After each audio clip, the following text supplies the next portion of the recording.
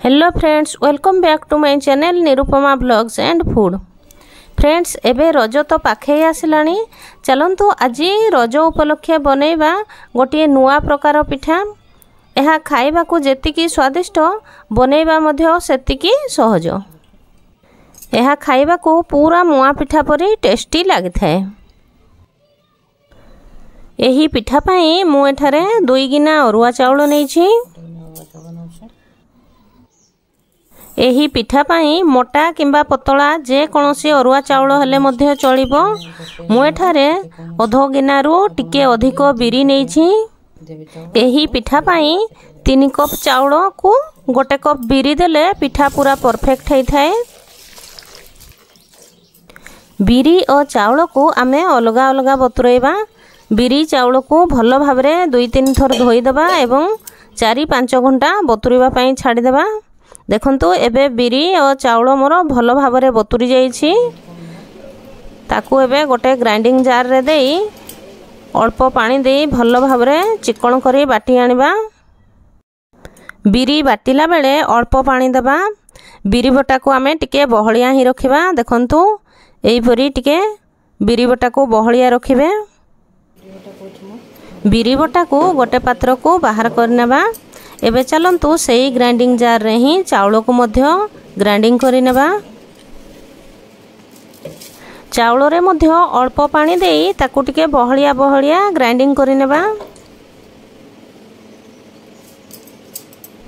एठी मु चाउल को ग्राइंडिंग करि नै आछि। एबे बिरी बटा को आमे गोटे डायरेक्शन रे ही 4-5 मिनिट फेणी नेबा। देखंतु एहीपरी जेमिति आमे बड़ी पकैला बेले बिरी को फेणी थाओ सेहीपरी 4-5 मिनिट भलो भाबरे फेणी नेबा। बिरी पूरा फ्लफी हे गले पिठा बहुत हल्का हबो। देखंतु बिरी एबे हमरो फेणी हे जाईछि। केते हल्का हे जाईछि बिरी। बिरी जदी हल्का हे थाए ताहले पिठा बहुत नरम हे थाए। एबे गोटे बड़ पात्र को पिठौ को ढाली देबा। सेइथरे आमे बिरी बटा को मध्य मिसई देबा। बिरी बटा को देई आउ टिके भलो भाबरे फेणी देबा। चाउल और बिरी बटा को भलो भाबरे मिक्स कर देबा। एठी बिरी और चाउल बटा को मु भलो भाबरे मिक्स कर नेछि। एबे ताकू कवर करी 4-5 घंटा रेस्ट पई छाडी देबा। मु संध्या बेले एहा को बाटी की रखिथिली। देखंतु सकाळ को फुली की पूरा डबल हे जाईछि। एही पिठा करिबा पई ठीक एही परी पिठौ दरकार। मु अधा पिठौ रे पिठा करबी, तेनु आउ गोटे जगह को किछि पिठौ बाहर कर नेउछि। सेथिरे छोट छोट काटी रखिथिबा नडिया खंड 2 चमच पकेइबा। 2 चमच नडिया कोरा पकेइबा। स्वाद अनुसार लूण पकेइबा एवं सबु को भलो भाबरे मिक्स कर देबा। 2 चमच धळा राशि नेछि, ताकू टिके हल्का भाजी नेबा। राशि को बेसी भाजबेनी, टिके हल्का कलर हेबा पर्यंत भाजी नेबा। आपण चाहिले कला राशि मध्य नै पारिबे। राशि भाजी हे गलानी गोटे प्लेट को बाहर कर नेबा। सेही कड़ाई रे ही आमे नडिया पुरो बनेइबा। मु गोटे छोटो गिना रे गोटे गिना नडिया कुरा नेछि। अधो गिना रु टिके अधिक गुड़ नेछि। आपण जेतिकी मिठा खाइबे सेही अनुसार गुड़ पकेइबे। गुड़ मेल्ट हेबा पई आमे सेथिरे 2 चमच पानी देई देबा। गुड़ भलो भाबरे मेल्ट हे गलानी। एबे गैस बंद करी ताकू तळको ओल्हेई नेबा। भाजी रखिथबा राशि को सेथिरे देई देबा एवं भलो भाबरे मिक्स कर देबा। आपण चाहिले एथिरे काजू, किशमिश, बादाम इत्यादि ड्राई फ्रूट्स मध्य पकई पारिबे। 2टा अलैच गुंड करी पकेइबा। भलो भाबरे मिक्स कर देई मु नडिया पुरो को गोटे गिना को ट्रांसफर करी नेउछि। पिठा करिबा पई मु एठारे 4टी छोट छोट स्टील गिना नेछि। सेथिरे टिके रिफाइन तेल देई चारिआडे भलो भाबरे लगेई देबा। तेल लगेइबा द्वारा पिठा हमरो गिना रे लागिबोनी, खूब सहजरे बाहरी आसीबो। पिठा सिझेबा पई मु गोटे पात्र रे एठी किछि पानी गरम करबा को रखि देइछि। ता ऊपरे गोटिए जाली एमिति रखि देइछि। बैटर को आउ टिके भलो भाबरे मिक्स कर देई सबु गिना रे आमे गोटे गोटे चटू बैटर देई देबा। बैटर बहुत अधिक देबेनी। जेतिकी बैटर देइथिबे पिठा फुलिकी ता डबल हो जिवो, तेणु अधिक बैटर आमे देबानी। बैटर भल भाव सेट हेबा पई सबु गिना को टिके एमिति टैप कर देबा।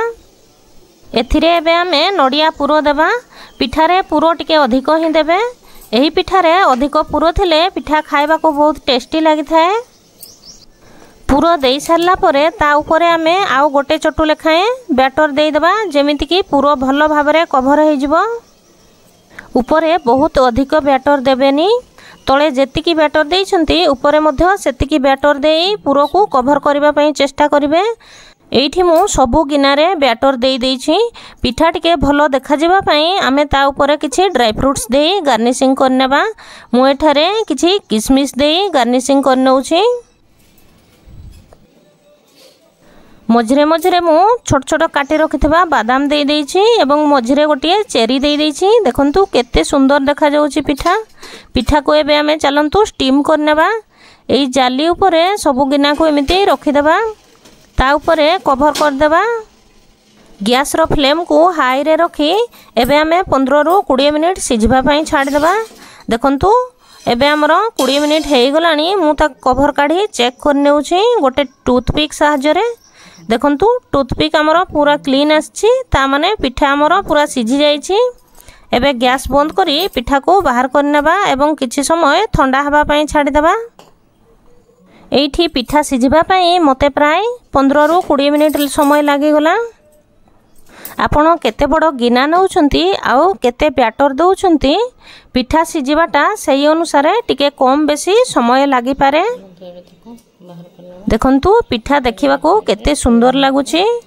मु पिठा को बाहर करी आधा घंटा रखी देइथिली। पिठा एबे पूरा ठंडा हे जाइछि। गोटे चामच सहायता रे चारि साइड एमिति ताको आगे बाहर करनेबा। तापरे देखंतु केते सहज रे हमरो पिठा बाहरी आसुछि। एहाकू आपण रजरे बनांतु। एहा खाइबा को बहुत ही टेस्टी लागि थाए एवं बनेइबा मध्ये खूब सहज। आउ भिडियोटी जदि भल लागु थाए ताहले गोटे लाइक शेयर एवं कमेंट करंतु। आउ मते सपोर्ट करिबा पई मो चैनल को सब्सक्राइब कर दियंतु। पाखरे थिबा बेल आइकन को प्रेस कर दियंतु। आउ ऑल ऑप्शन टी को क्लिक कर दियंतु, जहा फल रे मोर नुआ नुआ वीडियो रो नोटिफिकेशन खूब शीघ्र आपण मानक पाखरे पहुंची पारिबो। देखंतु पिठा केते सॉफ्ट हेइछि।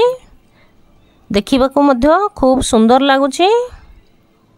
Thanks for watching. पुणी देखाबो नेक्स्ट वीडियो रे।